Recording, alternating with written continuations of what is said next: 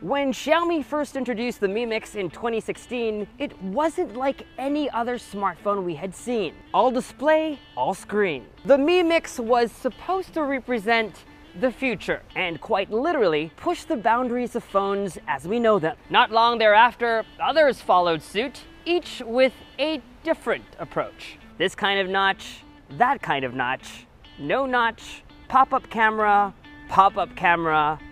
slide up camera.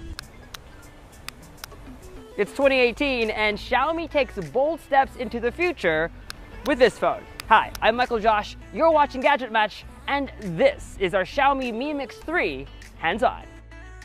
In its first 3 attempts, Xiaomi's approach to borderless design involved moving the selfie camera down here, which meant the phone's upper half looked of the future, while its bottom half not so much, with a front camera that was both awkward and impractical. 4 iterations later, however, and Xiaomi fully embraces full borderless by hiding the camera completely. This gives the phone a 93.4% screen-to-body ratio, and it brings users closer to Xiaomi's original vision for the phone, computing on a single slab of glass. No matter which way you look at it, there's no denying that a notchless, all-display phone is gorgeous. But while this solution solves one problem, does it create another?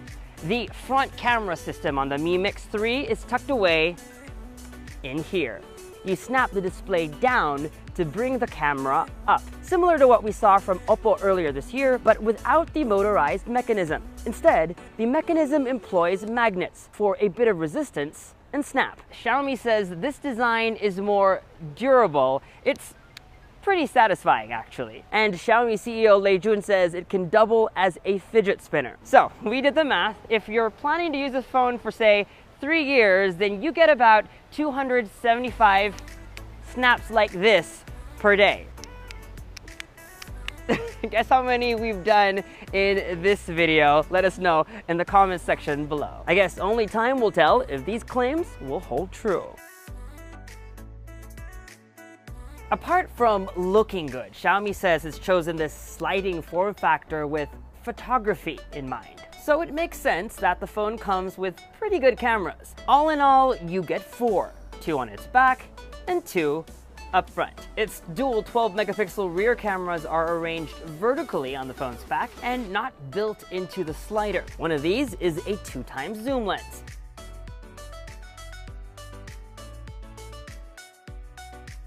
These cameras are highly rated on DxOMark, a subjective but still a pretty good measure of smartphone camera performance. The phone is now the 3rd highest ranked smartphone camera, tied with the Samsung Galaxy Note 9 and 1 point above the non-pro Huawei P20. Compared to last year's model, photo quality has improved, as can be seen in these side-by-sides.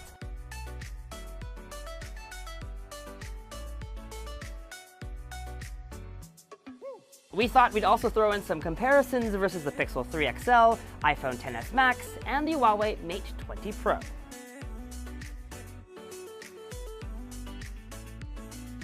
Some new features include night mode, which works similarly to handheld long exposure night shots that are available on the Huawei Mate 20 and P20 series.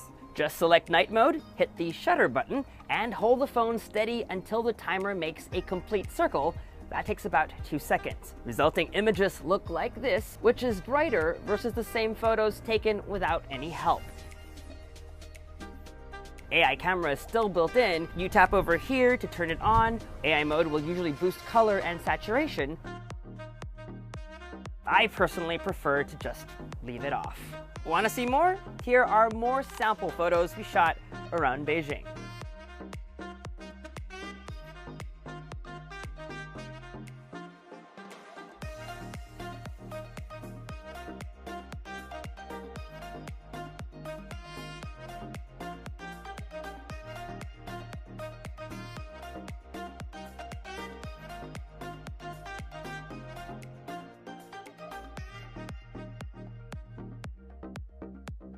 On the video front, there's also super slow-mo 960 frames per second video capture, like on the recent Galaxy and Xperia smartphones. Here are some samples we shot on a blustery day in Beijing.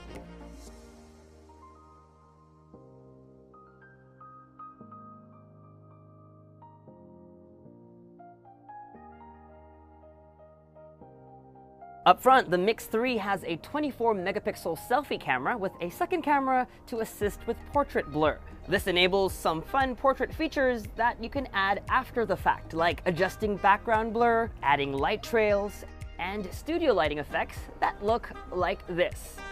We personally love the light trails feature because you can create videos like this one, and if done right, can look pretty trippy. Also, just for poops and giggles, there's a feature called Magic Mirror, which rates your mug on a scale of 1 to 10. But I think it's not working right, because come on, Xiaomi, just an 8.2? The front cameras also double as a face unlock system. Once set up, you just slide the display down and the phone unlocks that quick. There's also a fingerprint sensor in the usual place at the back of the phone. Unlock times are fast as well.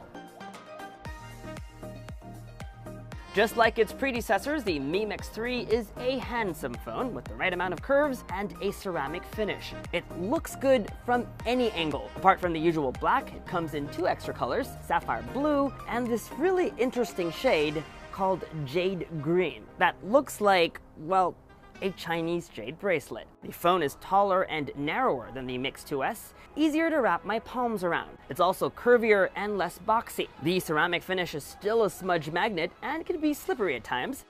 The phone's got an extra button on its left-hand side. In China, it's for Xiaomi's personal assistant, Xiaomi. We're told that Xiaomi is trying to work with Google to make this a dedicated Google Assistant button in time for the phone's global release, although that news has yet to be confirmed. Wouldn't it be also cool if they gave us the option to remap this button to anything that we'd like? A dual 4G nano SIM card slot slides out of the left-hand side, but there's no expandable memory. Up here, carved into the top bezel, is an earpiece. When you slide the display down, you'll find a set of speakers underneath. Bottom-firing speakers and a USB-C port are down below. Sorry, folks, doesn't look like the headphone jack is making a comeback. For those that demand it, here's the Mix 3's spec sheet. Pause if you'd like to keep reading. Let's talk about its screen first. After all, this is the essence of this phone. This AMOLED display does the phone justice. Everything pops out at you. Or is it the other way around? It draws you in. Colors are vibrant, text is crisp, and viewing angles are great.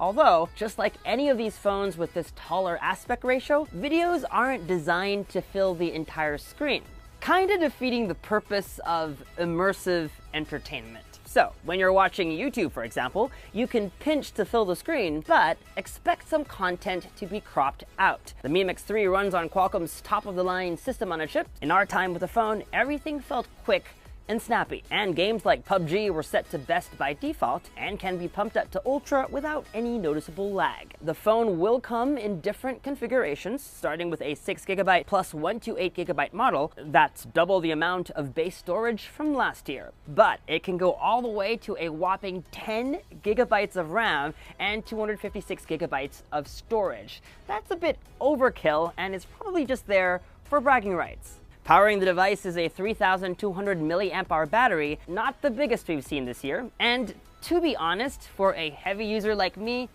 probably not enough. In the day we used our pre-retail unit around Beijing, the phone lasted around 8 hours with just about 4 hours of screen on time. Like its predecessor, the phone supports wireless charging, but in even better news, they include a wireless charger in the box. A really nice touch, Xiaomi. Other brands should pay attention, not removing accessories, but adding them. To see what else comes in the box, you can click over here to watch our unboxing video. So, is the Xiaomi Mi Mix 3 your gadget match? Not so fast, we're still working on a review and we'll post it on gadgetmatch.com as soon as we get our actual international retail unit. One thing I will tell you is that it's an interesting piece of tech, still with bits and pieces of that future Xiaomi envisioned this phone to represent. This sliding camera is a novel idea, but I'm still curious to see if that idea will stick or if other brands can come up with even better solutions to the no-notch, all-display dilemma. Xiaomi is also promising that European versions of the Mi Mix 3 will have 5G network connectivity built in sometime in early 2019. It would have been nice to have seen water resistance and a bigger, longer lasting battery, but at $475, the same price as last year's model, this phone is definitely worth considering if it's available in your country.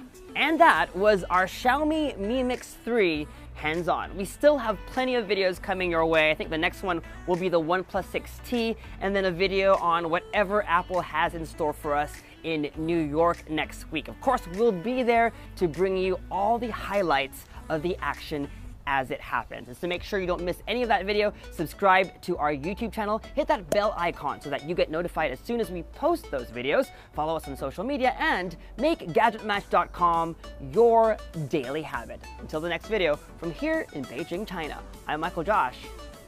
Thanks for dropping by.